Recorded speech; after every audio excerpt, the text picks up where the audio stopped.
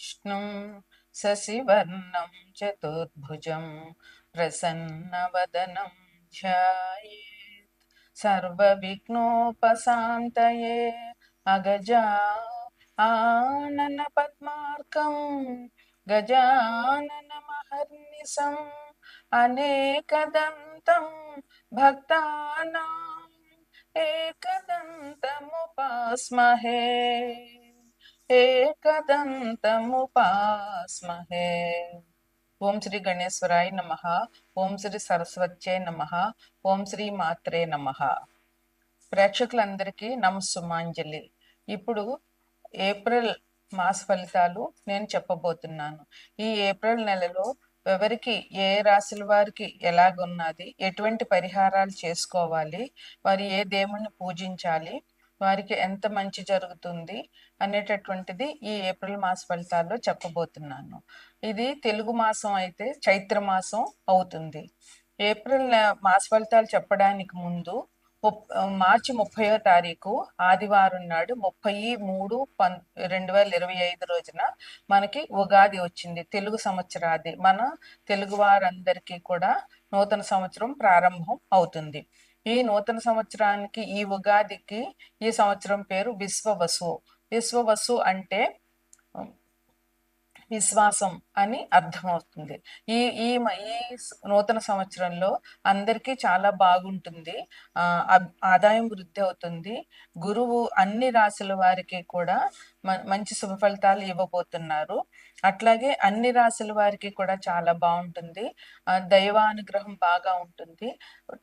ముఖ్యంగా చెప్పుకోవాల్సింది ఏంటంటే ఈ సంవత్సరం అందరికీ, విద్యార్థులకి, వ్యవసాయదారులకి, ఉద్యోగాలు చేసే వాళ్ళకి, అన్ని రకాల వాళ్ళకి, చేతివృత్తుల వాళ్ళకి, ఈ ఇంట్లోనే ఉండేటటువంటి వాళ్ళకి, అందరికి, పెద్దలకి, పిల్లలకి, అందరికీ కూడా ఈ విశ్వవసు నామం సంవత్సరం చాలా బాగుంటుంది. అందువల్ల ఈ సంవత్సరం అందరూ సుఖంగా సంతోషంగా ఉంటామని చెప్పవచ్చు. సకాలంలో వర్షాలు కురుస్తాయి. నీళ్ళకి ఇబ్బంది లేకుండా ఉంటుంది. ప్రస్తుతం ఇబ్బంది ఉంది చాలా చోట్ల, కానీ అది తగ్గిపోతుంది. మంచి వర్షాలు పడడం వల్ల వచ్చే సంవత్సరానికి మనకి బాగుంటుంది. అయితే ఇది ఈ చైత్ర శుద్ధ పాడ్యమి 30/3/2025 అయింది తెలుగు సంవత్సరాది. ఈ ఏప్రిల్ నెలలో ఇంక వచ్చే పండుగలు ఏంటి అంటే ముఖ్యంగా ఉగాది మొదలు నుంచి వసంత నవరాత్రులు ప్రారంభం. అమ్మవారి నవరాత్రులు 4 రకాలుగా ఉంటాయి. అందులో ఈ వసంత నవరాత్రులు ఇప్పుడు ఈ ఏప్రిల్ నుంచి శ్రీరామనవమి వరకు లలితా అమ్మవారికి వసంత నవరాత్రులు చేస్తాము. చైత్రశుద్ధ పాడ్యమి నుండి చైత్రశుద్ధ నవమి వరకు వసంత నవరాత్రులు అంటారు. ఈ నవరాత్రుల్లో లలితా అమ్మవారిని, అదే లలిత, దుర్గా, ఎవరైనా రాజరాజేశ్వరి, అన్నపూర్ణ, ఎవరైనా సరే ఈ అమ్మవారి నవరాత్రులు పూజించాలి. మనకి దేవి నవరాత్రులు ఎంత ముఖ్యమో ఈ వసంత నవరాత్రులు కూడా అంత విశేషంగా మనం పూజ చేయాలి, అమ్మవారి పూజ. ఇక ఈ ఏప్రిల్ నెలలో ఇంకొక పండుగ ఏంటంటే 3/4/2025 స్కంద షష్ఠి, అంటే సుబ్రహ్మణ్యేశ్వర స్వామి ఆరాధన చేయాలి. సో అందరూ సుబ్రహ్మణ్యేశ్వర పిల్లల కోసం కావాలనుకుంటున్న వారు, దయ సాహసాలు కావాలనుకుంటున్నారు, ఎవరికైనా కుజగ్రహ అనుగ్రహం సరిగా లేదని అనుకుంటున్న వాళ్ళు, వీళ్ళందరూ ఈ స్కంద షష్ఠి నాడు పూజ చేయడం చాలా ఉత్తమం. ఇక 16/4/2025 సంకష్టహర చతుర్థి, అంటే మనకి గణపతి పూజ ఈ రోజు విశేషంగా చేస్తారు. ఉదయం నుంచి ఉపవాసం ఉండి సాయంత్రం 6 గంటలకి వినాయకుడు పూజ చేసి చంద్రుణ్ణి చూసి భోజనం చేయాలి. ఇది సంకష్టహర చతుర్థి. మనకు కావాలని తీరని కోరికలు ఏమున్నా, ఏ రకమైన కోరికైనా సరే తీరుతుంది. ఈ గణపతికి గరికతో పూజ చేయడం ఈ రోజు విశేషం. ఈ సంకష్టహర చతుర్థి మేనరాశి వాళ్ళు, రేవతి నక్షత్రం వాళ్ళు, వారి జాతకం ప్రకారం రేవతి నక్షత్రం వాళ్ళు ఈ సంకష్టహర చతుర్థి తప్పకుండా చేయాలి. అందువల్ల ఇవి మనకి ఈ మాసంలో ఉన్నటువంటి పండుగలు. ద్వాదశ రాశుల్లో 4వ రాశి కర్కాటక రాశి. ఈ రాశ్యాధిపతి చంద్రుడు. ఈ రాశి ఈ కర్కాటక రాశిలో పునర్వసు 4వ పాదము, పుష్యమి 1, 2, 3, 4 పాదాలు, ఆశ్లేష 1, 2, 3, 4 పాదాలు ఉంటాయి.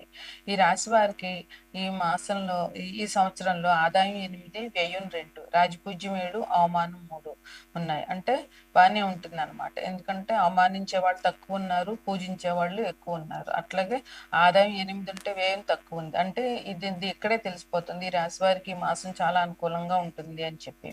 కర్కాటక రాశి వారికి 9వ ఇంట్లో 6 గ్రహాలు ఇప్పుడు ఎక్కడ ఉగాదికి అక్కడ స్థితి పొందుతున్నాయి. ఆల్రెడీ ఇప్పుడు అక్కడ శుక్రుడు ఉన్నాడు, బుధుడు ఉన్నాడు, రవి ఉన్నాడు, రాహు ఉన్నారు. ఇప్పుడు శని కుంభం నుంచి శని మేనంలోకి వెళ్తున్నారు ఉగాది రోజుకి.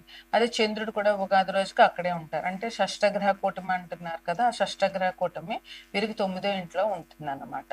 9వ ఇల్లు అంటే పూర్వపుణ్యం, వీళ్ళకి ఏమి దానివల్ల ఏమి అపకారం జరగదు. మనకి 9 గ్రహాల్లోనూ బాగా ఇన్ఫ్లుయెన్స్ చేసి మనకి ఇబ్బంది పెట్టే గ్రహాలు, ఎక్కువ కాలం అందులో ఉండే గ్రహాలు ఏంటంటే 9లో 4 గ్రహాలే ఎక్కువ కాలం ఒక రాశిలో ఉంటాయి. అందువల్ల మిగతా గ్రహాలన్నీ తక్కువ టైంలోనే రాశి నుంచి రాశికి మారుతాయి కనుక అవి చిన్న చిన్న ఇబ్బందులే ఉంటాయి. కానీ ఈ 4 గ్రహాలు ఏంటంటే గురువు, శని, రాహువు, కేతువు. గురువు ఏ రాశిలోకి వెళ్ళినా 1 సంవత్సరం అక్కడే ఉంటారు. శని 2.5 సంవత్సరాలు ఒక రాశిలో ఉంటారు. ఇక కేతువు, రాహు అంటే సంవత్సరం పైనే వాళ్ళు ఏ రాశిలో ఉంటారో ఆ రాశిలో ఉంటారు. సంవత్సరం దాటితేనే కానీ వాళ్ళు ఆ రాశి నుంచి వేరే రాశికి మారరు. అందువల్ల ఈ 4 గ్రహాలు మనకి ఇచ్చేటటువంటి ఫలితాలే కొంచెం ఎక్కువగాను ఇబ్బంది పెట్టేవిగాను ఉంటాయి. అట్లాగే ఈ రాశి వారికి గురువు లోహమూర్తి, శనికేతువులు రజితమూర్తి, రాహువు గురువు లోహమూర్తి. అంటే రాహువు గురువు రజితమూర్తి అంటే వీరికి నష్టం మంచి జరుగుతారు. అంటే శనికేతువులు ఈ రాశి వారికి మంచి ఫలితాలు ఇస్తారు. అదే రాహువు గురువు లోహమూర్తి అంటే లోహమూర్తి అంటే వీళ్ళకి మంచి ఫలితాలు రావు ఈ 2 గ్రహాల నుంచి. అందువల్ల వీరు కొంచెం ఈ రాహు గురువుల విషయంలో జాగ్రత్తగా ఉండాలి. వీరికి ఈ ఈ మాసంలో కొంచెం కుటుంబం కలహాలు జరిగేటటువంటి అవకాశాలు చూపిస్తున్నాయి ఈ మాసంలో వీరికి ఫలితాల్లో. అందువల్ల కుటుంబ సభ్యులతో గొడవలు పడకుండా ఒకరికొకరు ముందుగానే ఆలోచించుకుని మాట్లాడుకుని జాగ్రత్తగా ఉండాలి. గొడవలు మొదలు పెట్టారంటే పెద్దగా అయిపోయి కుటుంబం విడిపోయే పరిస్థితుల వరకు వెళ్తాయి కనుక కుటుంబంలో కలహాలు జరిగే అవకాశం ఉంది కనుక ఒకరితో ఒకరు ఏదైనా సమస్య వస్తే నలుగురు కూర్చుని పరిష్కరించుకోవడము అది తీవ్రమైనదా, ఎటువంటిది ఈజీగా సాల్వ్ చేసుకోవచ్చా అనేటటువంటిది ఆలోచించుకుని కుటుంబ సభ్యులు ఒక మాట మీద ఉండవలసిన అవసరం ఈ మాసంలో వీళ్ళకి ఎంతైనా ఉంది. ఇంట్లో పెద్దవాళ్ళకి కొంచెం అనారోగ్య సూచనలు కూడా కనబడుతున్నాయి. అందువల్ల పెద్దవాళ్ళ విషయంలో జాగ్రత్తగా చూసుకోండి. ఉద్యోగస్తులకి ట్రాన్స్ఫర్స్ అయ్యే అవకాశం ఉంది. వాళ్ళు కోరుకున్న చోట కాకుండా గవర్నమెంట్ వాళ్ళు ఇవ్వదలుచుకున్న చోటకి ట్రాన్స్ఫర్స్ చేయొచ్చు. అది కూడా వీళ్ళకి కొంచెం మానసికంగా ఇబ్బంది పెట్టే అవకాశం చాలా ఉంది. ప్రతి పనిలోనూ వీళ్ళకి ఆటంకం జరిగే అవకాశాలు ఉన్నాయి కనుక ఏ పనైనా మొదలు పెట్టేటప్పుడు గణపతిని పూజించుకుని ఆ గణపతిని ఎటువంటి విఘ్నాలు లేకుండా పని పూర్తి చేయి తండ్రి అని చెప్పి దండం పెట్టుకుని పూజ మొదలు పెట్టడం ఏ పనైనా చాలా మంచిది. అటువంటి విఘ్నాలు రాకుండా జాగ్రత్తగా చూసుకోవాలి. అలాగే స్థల మార్పులు, ఒక చోట నుంచి ఒక చోటకి మారడం, ఉద్యోగస్తులకైతే ట్రాన్స్ఫర్స్ లేదా అద్దెకున్న వాళ్ళు అయితే ఒకటి నుంచి ఒక ఇంటికి మారడము, అలాగే కొత్త ఇల్లు గృహప్రవేశాలు ఉంటే పాత ఇంటి నుంచి అద్దె ఇంటి నుంచి కొత్త ఇంటికి మారడం, ఇట్లాంటి స్థల మార్పులు అయితే ఈ రాశిలో వాళ్ళకి ఈ మాసంలో బాగా కనబడుతున్నాయి. ఇంకా దూర ప్రయాణాలు వీళ్ళకి కలిసి వచ్చే అవకాశం ఉంది ఈ మాసంలో.